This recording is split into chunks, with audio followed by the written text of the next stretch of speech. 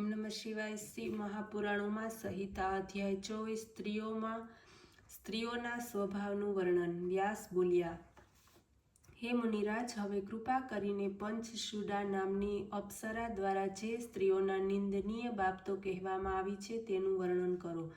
સનતકુમાર બોલ્યા કે હે વ્યાસજી, સાંભળો।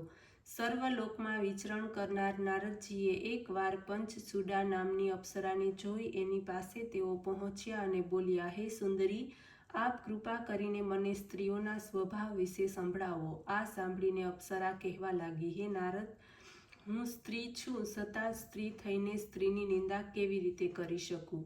સ્ત્રીઓના સ્વભાવને તો જાણો છો, પછી મને ન પૂછો। આ સાંભળીને નારદજીએ કહ્યું, હે સુંદરી, જૂઠું બોલવામાં તો પાપ લાગે છે, સત્ય બોલવામાં પાપ નથી, એટલા માટે જે પણ સત્ય હોય તે આપ કહો।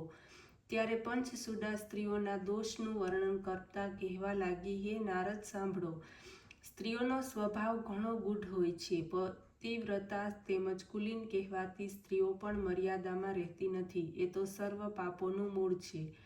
સ્ત્રીઓની મોટી દુર્વરિત્રતા તો એ છે કે નિંદિત તેમજ પાપી પુરુષનું પણ સેવન કરે છે। જે કોઈ પણ પુરુષ સ્ત્રી કામનાથી એકવાર પાસે આવી જાય, થોડા પ્રેમ તથા સેવાભાવ બતાવે તો સ્ત્રીઓ તેમજ છે, ભયથી ધમકાવાથી ધનથી પણ તે ક્યારેય સ્થિર રહેતી નથી। જુવાનીમાં આભૂષણ ઈચ્છનારી, રૂપરાંગના ફસનારી, વ્યભિચારિણી સ્ત્રીઓની સોબતમાં કુલીન સ્ત્રીઓ પણ કુસંગીત પ્રાપ્ત કરે છે।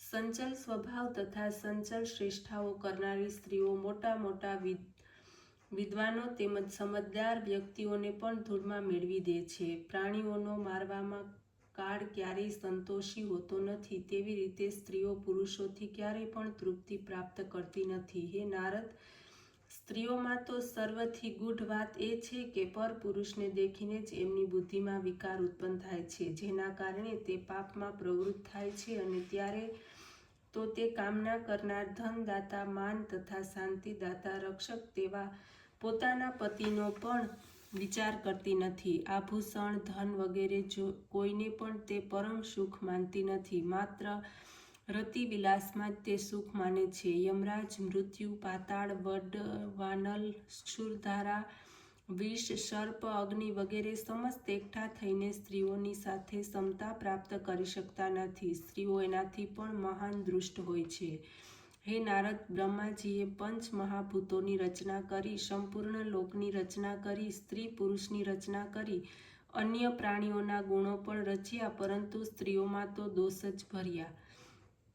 હે નારદ, સ્ત્રીઓની કુટિલતાની વાત હું ક્યાં કહું? શ્રી સનતકુમાર બોલ્યા, હે વ્યાસ, આ પ્રમાણે પંચશુડા સ્ત્રીઓના વિશે વચનો સાંભળીને નારદને સ્ત્રીઓની બાબતમાં વૈરાગ્ય આવી ગયો। ઓમ નમઃ શિવાય।